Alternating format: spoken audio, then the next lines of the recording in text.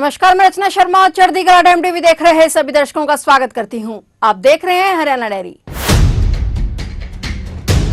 हरियाणा के मुख्यमंत्री नायब सिंह सैनी ने हाल ही में कुरुक्षेत्र में इलेक्ट्रिक बस सेवा की सौगात देते हुए 10 इलेक्ट्रिक बसों को झंडे दिखाकर रवाना किया। मुख्यमंत्री के साथ पूर्व राज्य मंत्री सुभाष सुधा ने गीता स्थली ज्योतिसर से लेकर कुरुक्षेत्र विश्वविद्यालय तक इलेक्ट्रिक बस का सफर किया। इस मौके पर मुख्यमंत्री ने घोषणा करते हुए कहा कि नागरिक दीपावली तक इन इलेक्ट्रिक बसों में निःशुल्क सफर कर सकेंगे। मुख्यमंत्री ने कहा कि ये इलेक्ट्रिक बसें अलग अलग रूट पर चलाई जाएंगी। इस इलेक्ट्रिक बस सेवा से देश विदेश से आने वाले पर्यटकों को भी फायदा मिलेगा और इसके साथ ही अंतर्राष्ट्रीय गीता महोत्सव, सूर्यग्रहण मेला, सोमवती अमावस्या के साथ साथ अन्य मेलों में इलेक्ट्रिक बस सेवा का यात्री फायदा उठा सकेंगे। उन्होंने कहा कि जीरो कार्बन उत्सर्जन सार्वजनिक परिवहन शुरू करने के उद्देश्य से राज्य परिवहन हरियाणा ने भारत सरकार के राष्ट्रीय इलेक्ट्रिक मोबिलिटी मिशन 2020 के अंतर्गत हरियाणा और उसके आसपास के राज्य में पर्यावरण अनुकूल इलेक्ट्रिक बस सेवा चलाने का निर्णय लिया है। उन्होंने कहा कि इससे नागरिकों का सफर काफी सुगम होगा। इससे पहले 9 जिलों में इन बसों को सफलता से चलाया जा रहा है। मैं कुरुक्षेत्र के सभी लोगों को आज बहुत बधाई भी देता हूं कि आज 10 बसें इलेक्ट्रिक बसें हैं।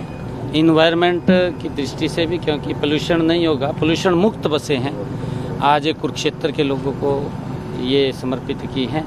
मैं बहुत बधाई देता हूं और मैंने कहा है अधिकारियों को कि इसको दीपावली तक कोई किराया किसी का नहीं लगेगा और ये फ्री में रूट्स के ऊपर लोगों को लाने और ले जाने का काम करेंगी।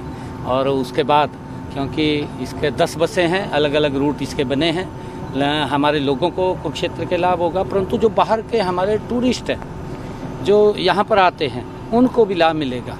हमारा अंतर्राष्ट्रीय गीता जयंती महोत्सव है, चाहे सूर्य ग्रहण मेला है, उस समय के अंदर लाखों की संख्या में लोग यहाँ पर आते हैं और उन सबको बड़ा लाभ इन बसों का मिलेगा। और ये पोल्यूशन मुक्त बसें हैं, इलेक्ट्रिक बसें हैं। मैं आज सभी को बहुत बहुत बधाई देता हूँ। Thank you. मुख्यमंत्री नायब सैनी ने कहा कि 21वीं सदी की सबसे बड़ी चुनौतियों में से एक है शिक्षा और रोजगार के बीच की खाई को पाटना। इसके लिए हमें शिक्षा को केवल क्लासरूम तक सीमित न रखकर उसे सीधे उद्योगों की वर्तमान जरूरतों से जोड़ना होगा। राज्य के सभी विश्वविद्यालयों और कॉलेजों के इंडस्ट्री एकेडमी पार्टनरशिप को अपनाना होगा। इस दिशा में हमने तकनीकी संस्थानों से प्लेसमेंट के लिए 580 से अधिक उद्योगों से समझौते किए हैं। उन्होंने कहा कि नई राष्ट्रीय शिक्षा नीति के तहत प्रदेश में ऐसे शिक्षण संस्थान तैयार किए जा रहे हैं जिनमें केजी कक्षा से पीजी कक्षा तक की शिक्षा प्रदान की जाएगी। कई विश्वविद्यालयों में केजी से पीजी स्कीम के तहत दाखिले किए गए हैं। मुख्यमंत्री नायब सैनी ने कहा कि पिछले 11 वर्षों में प्रदेश में कुल 80 नए राजकीय कॉलेज खोले गए, जिनमें से 30 लड़कियों के हैं और इस समय प्रदेश में महाविद्यालयों की संख्या बढ़कर 185 हो गई है। और इसी तरह 11 वर्षों के कार्यकाल में प्रदेश में 13 नए विश्वविद्यालय खुले हैं और वहीं मेडिकल कॉलेजों की संख्या भी 6 से बढ़कर 17 हो गई है। इसके अलावा हरियाणा कौशल रोजगार निगम के माध्यम से भी युवाओं को न केवल रोजगार दिया है बल्कि उन्हें रोजगार की सुरक्षा भी दी गई है।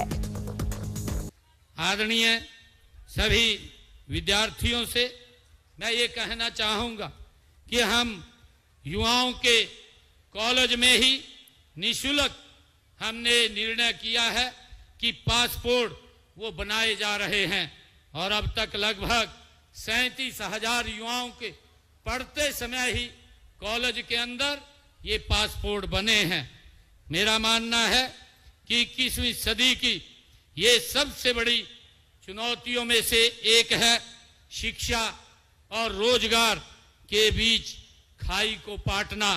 इसके लिए हमें हमारी शिक्षा को केवल क्लासरूम तक सीमित न रखकर उसे सीधे उद्योगों की वर्तमान जरूरतों से ये जोड़ना होगा। राज्य के सभी विश्वविद्यालयों और कॉलेजों में इंडस्ट्री एकेडमिया पार्टनरशिप को अपनाना होगा। इस दिशा में हमने तकनीकी संस्थानों में प्लेसमेंट के लिए 580 से अधिक उद्योगों से हमने MOU भी साइन किए हैं और हम अपनी भावी पीढ़ी को ऐसी शिक्षा देने के लिए हमारी सरकार ये प्रतिबद्ध है जो उन्हें रोजगार सक्षम बनाए, चरित्रवान बनाए और उनके नैतिक गुणों का समावेश करे। मित्रों, मैं सभी हमारे विद्यार्थियों से मैं ये कहना चाहूंगा कि आप इस संस्थान से केवल उपाधि लेकर नहीं जा रहे हैं बल्कि आप अपने साथ इस विश्वविद्यालय के मूल्य, अपने गुरुजनों का आशीर्वाद, आप अपने अभिभावकों के सपने लेकर आज यहाँ से जा रहे हैं। फिलहाल हरियाणा डायरी में इतना ही, और नए समाचारों के साथ फिर से हाजिर होंगे। तब तक के लिए देखते रहिए चढ़ती कला टाइम टीवी।